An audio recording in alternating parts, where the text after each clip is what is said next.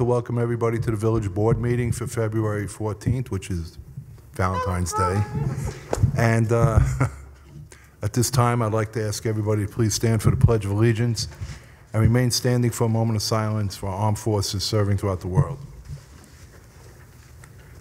I pledge allegiance to the flag of the United States of America and to the republic for which it stands, one nation, under God, indivisible, with liberty and justice for all.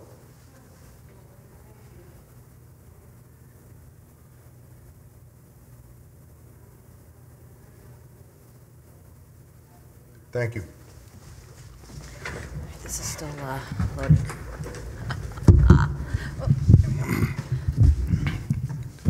Again, I'd like to welcome everybody to our village board meeting for February 14th. First up tonight is a public hearing. Introductory local law number 1 of 2019, peddling and soliciting. Desiree, could you please read the notice? A public hearing is being held to entertain public comments on introductory local law 1 of 2019 entitled Peddling and Soliciting to create a new chapter 234 of the Village Code to allow for the issuance of permits for peddling and soliciting within the boundaries of the village. The public notice was printed in the Times Herald Record on February 5th, 2019. Thank you. You're welcome.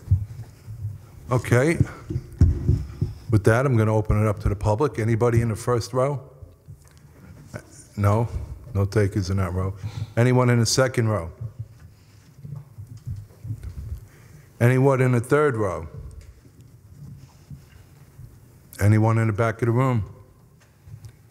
All right, I'm going to go through this one more time because due to lawsuits, one of our biggest gripes is that our public hearings are too short, so they don't think we're taking a hard look at anything. So I'm not really sure what the court wants us to do if nobody wants to speak, but, you know, at least I want it to last a couple of minutes, you know, because anyway, anybody in the first row, second row, third row, anybody at all? Okay, if no further comments at this time, may I ask for a motion to close the public hearing? I'll make that motion. Second. All in favor? Aye. Desiree, can you please read the resolution adopting local law number 1 of 2019? Certainly. As soon as my computer starts freaking out.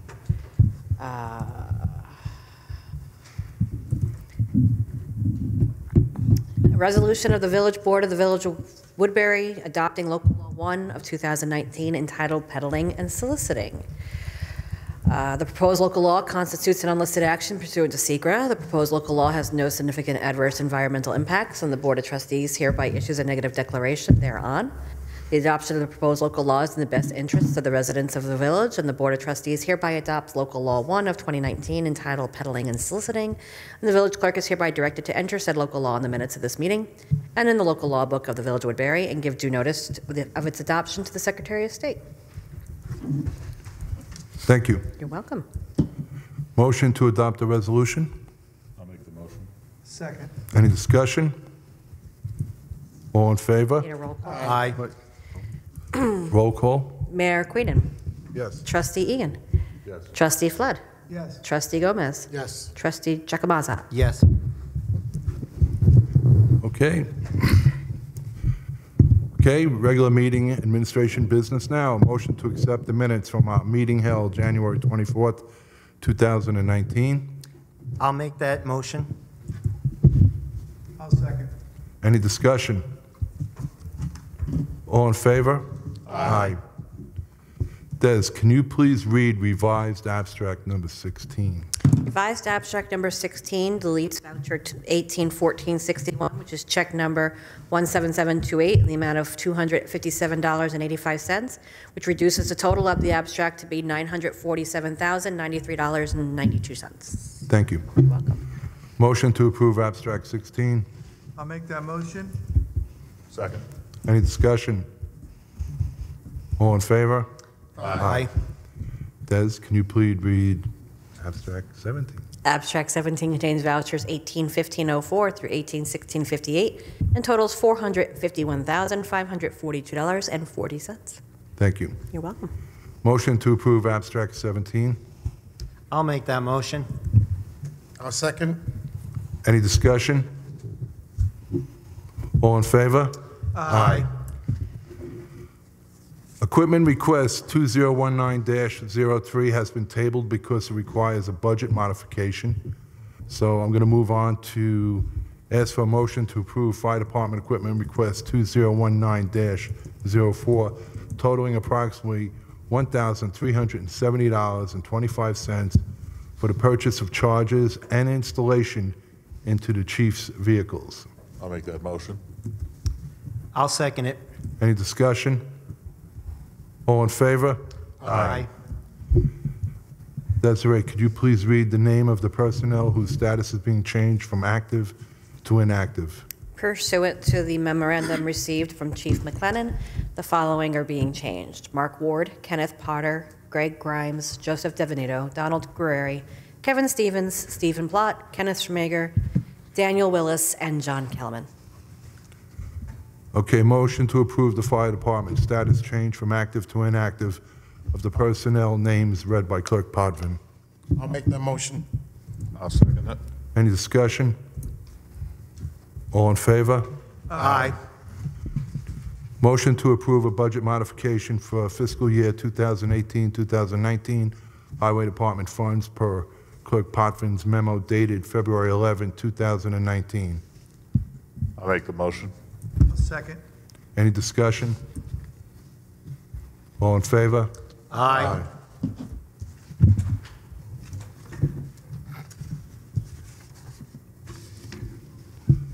Old business. Last meeting, these were tabled. These are about the streetlights for Ninja Road and Route 32. So Desiree, could you please read the resolution for Ninja Road? The resolution is agreeing to energize a highway lighting system on or along Ninja Road from Station 104 plus 00 to 120 plus 50 West Ninja Connector, from Station 101 plus 00 to 106 plus 50, and East Ninja Connector from Station 100 plus 50 to 105 plus 00, within the geographical jurisdiction of the Village of Woodbury. Such highway identification as PIN 8006.84, Route 17, and Route 32, Exit 131, reconstruction, Village of Woodbury, County of Orange.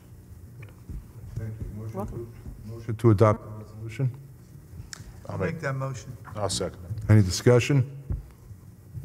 All in favor? Aye. You didn't read 32, did you? Did you merge them? No, they're separate. Okay, Des, can you please read the resolution for streetlights on 32? It's agreeing to energize the highway lighting system on or along Route 3217 Averill Avenue from Station 20.00 to 58.00 within the geographical jurisdiction of the Village of Woodbury.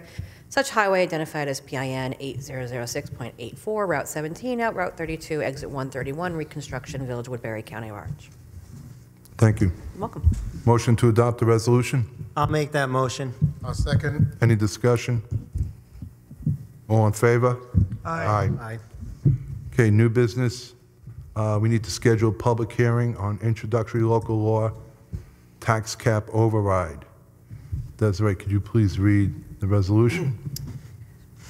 Okey dokey.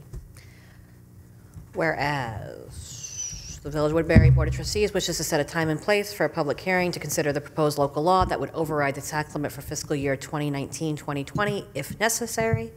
And whereas the Village Board hereby determines that it will be the lead agency with respect to the review of the proposed local law in accordance with SECRA and Part 617 of the regulations implementing SECRA, since there are no other agencies that have the authority to approve the project.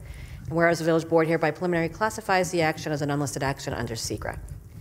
Now therefore be it resolved that a public hearing shall be held by the Village Board in order to receive comments and suggestions regarding the proposed local law and to review any potential adverse environmental impacts of the proposed local law on March 14, 2019 at 7 p.m. at the Village Hall located at 455 Route 32, Highland Mills, New York. Thank you.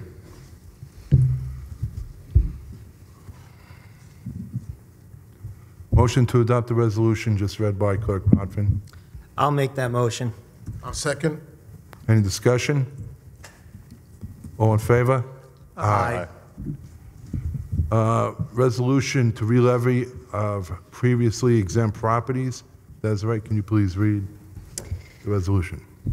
Resolution is to relevy a prorated tax amount due on properties located at various locations that were previously eligible for veteran exemptions. And there are several this evening that we received from the assessor's office. Okay, thank you. Motion to adopt the resolution just read by Clerk Podvin. I'll make that motion. I'll second. Any discussion? All in favor? Aye. Okay, next up, we have to schedule a joint meeting with the town board to discuss a settlement. So we need to provide the town with some dates for joint meeting that they requested to discuss a settlement to the lawsuit that the town brought against the village in early 2018. So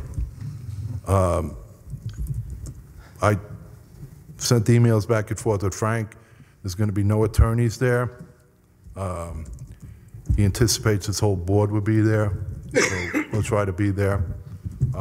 He's going to ask his board. I asked him, is the meeting going to be open to the public? He said he's going to check with his board. So I don't know what their feeling is going to be on that. And the location might be here or there, I guess depending on, you know, if we're going to have both boards and open to the public, I guess we'd probably have to have it here because I think the meeting hall at the new facility that the town has wouldn't be able to, might have trouble with the two boards alone, let alone anybody from the public.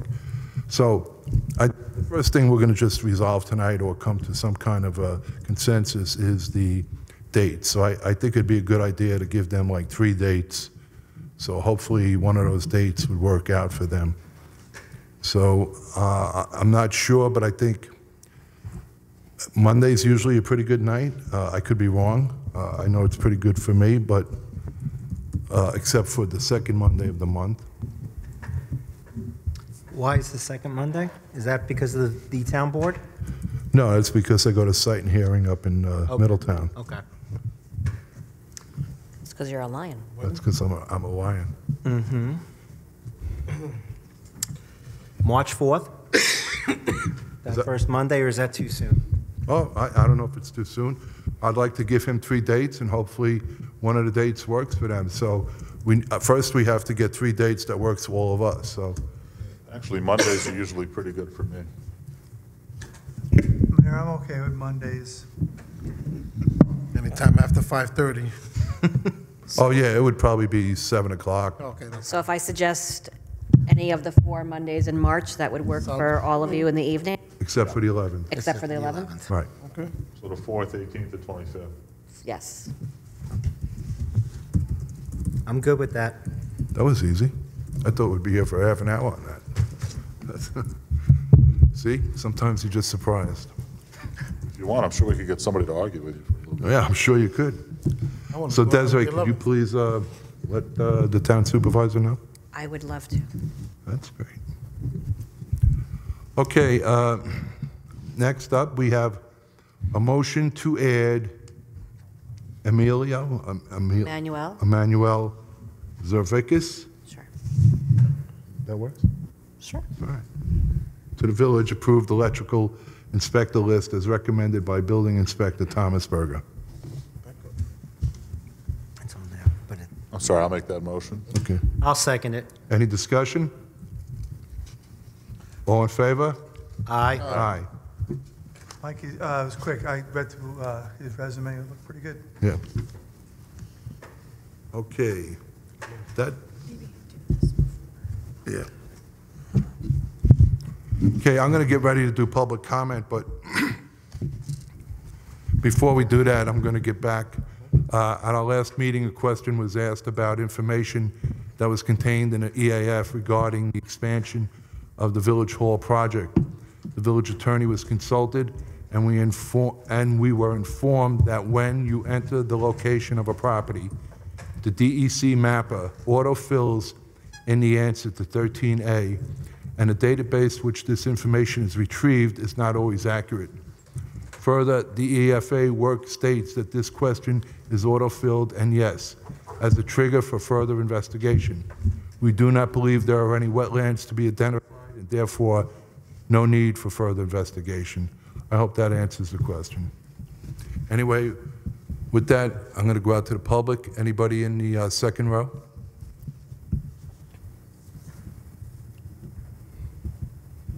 Anybody in the third row? You're in the fourth row, Maria. You go that way. Yeah, we Yeah. moved it on. We just wanted to get Fusey, see if you're paying attention. Maria, you okay? Oh, I did. No? I just have a quick question. I don't know if it's longer now. Let me know. The green light, yeah. There a green, Yeah, it's on the, You're good. Okay. The question will be shorter than fixing the mic, I'm afraid. You talked about some properties coming back online that had veterans exemptions and so forth. Is that a substantial amount of money or not? Or do you have an amount? I can, if you like. What it is it's properties that were sold throughout the fiscal year that previously had some type of exemption, whether it be veterans or age exemption, and now it's sold to someone who no longer has that exemption. So they have to pay a prorated rate based on the date of sale. It ranges from as low as $15.02 on one property to as high as $214.10 on another property. It all depends on the date that the sale occurred. Do you know the number of properties involved? This particular time, I got a whole bunch at once. It was about 8 or 9. 1, 2, 3, 4, 5, 6, 7, 8, 9, 10, 11, 12, 13 this time.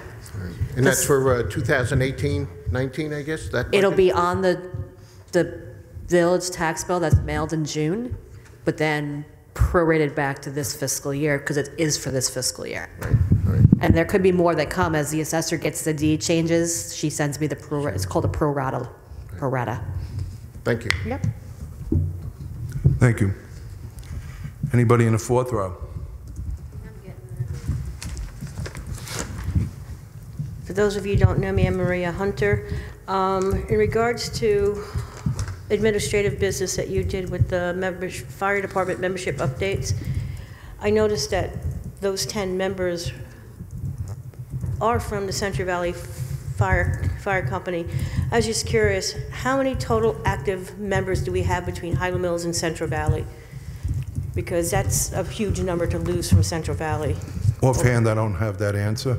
Okay.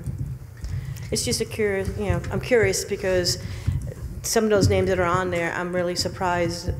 I know some of them were helping with the tree sales, and I know they're probably not making their calls and whatnot, and I just find it disheartening that we lost 10 people who have been there for numerous years, especially Ken Schmager, he's been there a long time, and Don Guerreri and Steve Plott, and half of those people that are just becoming active, some of them were down at 9/11. So we're losing good people, and I don't know why, and I don't know if you know why, but we've got to keep our volunteers.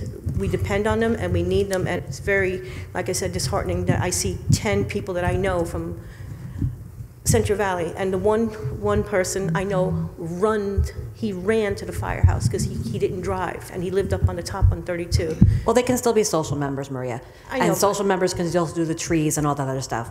Every year, this time of year, we have this list that comes up, and it's because they didn't make their required OSHA classes that are required by the NFPA and OSHA, which there could be, last year we had a couple from Highland Mills. It all depends on who makes the points and who doesn't. But what I'm getting at is maybe there's something somewhere that the village board needs to look to see, why are we losing the membership? Where is it coming from? I know we all have homes, we all have jobs, we have families, but to lose 10 of them all at the same time from one company, there's got to be something that we as a community can make sure that we don't lose any more. And what can we do to help the fire company keep the members? That's all I'm concerned about. But it'd be curious, because I know we used to have at least 100 volunteers between the two fire companies, if not more. Well, as Desiree pointed out, they can remain social members, and most likely they will. And they can rejoin as well. I was going to say that. Sorry. And they could re-up also. But also, as far as keeping membership, I was in discussions today with Scotty McLennan and Donnie Palizzo just about some of these issues about retaining membership, and it's a statewide problem. It was pointed out to me that I think Pennsylvania, I forget the number, they had like 300,000 volunteer firemen like in 1990, and today I think the number is like 60,000. So it's a nationwide problem, and we are talking and looking at ways that we could encourage, recruitment and retention. Those are the two big things. So, well, thank you. But it is very difficult, and I'm sure Tim will explain about the requirements that are put upon these departments today. The amount of hours just to get on a truck, I think it's what, 290, I forget. Firefighter 1 is about 140 hours. Used to be when these guys first got on, about 30 hours. Yeah, well, my husband's a former volunteer fireman, so I understand what the requirements are, and they've gotten stricter over the years, and I get it, and I'm just, maybe it's the state. Well, yeah, I mean, you know what I'm talking about. I was at a meeting last week with the Deputy Commissioner for Fire, Vinnie Tankasali, we all know him, and the Commissioner for Emergency Services, Brendan Casey. The meeting was for something else, but we talked about this very issue while I was there, about, as the mayor said, recruitment and retention of fire volunteers as well as EMS volunteers. And it is a huge problem in the county, and we discussed the ways in which we're trying to deal with this issue on a local community level, on a county level, and as the mayor said, on a state level, and on a national level. And we're trying to come up with ways in the industry. I'm in the industry to recruit and retain even paid members of services. And that's difficult. So it is a huge problem. And all right. I don't see any end in sight, to be honest with you. But the other thing I'm curious about is, and I think the answer is that the large number of names that were read off tonight, it's not all at once. This is a cumulative name list over a period of time that just is read or announced or decided upon, quarterly or every few months. It's not an every month thing. No, well, the service award had to be submitted, which is one of the service award program documentation had to be submitted. And some of these men, it's not just 1 year that they missed their points. It's a year or two. And they did receive notification that this was occurring. But, you talked about the benefits of being a volunteerism. There are, off the top of my head, 3 things that our volunteer firemen are eligible for by volunteering in Woodbury. One is a discount on their property taxes. As long as they're active, they're eligible for that. The second is the fire pension program. As long as they are active for 5 years while serving, then when they retire, they'll get a benefit of $20 per year for every year that they're active, and they have to be vested for the 5 years. And thirdly, which was only just enacted by the state effective January 1st of this year, is a cancer benefit. And as long as you meet 3 criteria, as a volunteer fireman, and if you develop cancer during your term as being active or within 5 years of no longer being active, a certain type, there's 5 or 6 certain types of cancers, then there is a coverage for you, but that the village had to secure. So there are benefits to try to help encourage volunteerism, but it's still something that is a commitment by somebody. As you know, on the planning board and zoning board and all the other places that we have volunteers, it's hard to get. I hear you. But now that you mentioned those 3 benefits, maybe someone who's watching or hearing this, they'll pass it on to other people. And all training's paid for. If there's no cost to you for training, you get all your gear, you get, everything. There's no cost for you to volunteer to be a fireman. Yeah, but, communication out there, to get it out to the public is, but if we can all work together, that'd be great. The problem is we're a bedroom community. Yep. And, most of the people commute to work. And I would say on average, it's an hour or better, their commutes. They also have family responsibilities. So consider they work 8 hours a day, they're commuting, so you look 10 hours, then they got to come home, and then they got to go to, Fire 101. And, they got to take their kid to soccer, they got to get involved in Little League, Boy Scouts, Girl Scouts. I mean, it's very tough. And I find, and I blame the state legislature, because I feel they get a lot of donations from unions, and the unions want everybody to be paid because they want to build their ranks. And, they don't care about the taxpayers, they don't care about anything, all they care about is their domain. And that's part of the problem, that we have a lot of elected officials up in Albany who, cater to the unions. So this is what we get. Yeah. Thank you. Maria, good point. Just one point too. Maybe it's a simple solution, or part of it. Generally, at least where I work, we have an exit interview for somebody leaving a job. So maybe we should at least survey, men and women who are volunteering. If they're leaving, find out why. So, and then we can, possibly do an action plan from that. So. I know, it takes a lot, because what Mike just described, I did 17 years of it, pulled 2 nights, worked full-time job, raised 2 children. I know what it's all, and I was on the ambulance, my husband was on the fire company. We both did work at the same time, so I get it. I know it's a problem out there, but thank you, gentlemen and lady. Well, thank you for your concern. Anybody else? Okay, before I go to the board members, I just want to give a shout out to Noah Riney. He's becoming an Eagle Scout. I just received a letter from his mother, and his court of honor is February 23rd, so I just wanted to give recognition to him, and we will send somebody from the village there to present him with our Citizenship Award. So again, I want to congratulate Noah Riney for his accomplishment of reaching the level of Eagle Scout. Okay, Andrew. Thank you, Michael. So here we are. It's Thanksgiving. What do you do on Valentine's Day? It's turkey, I guess. I guess you eat. Yeah, I'm the turkey today. So it's Valentine's Day, and here I am at the Village Hall with all you lovely people. I would like to say life is difficult. You know, the ebbs and flows of life, the trials and tribulations.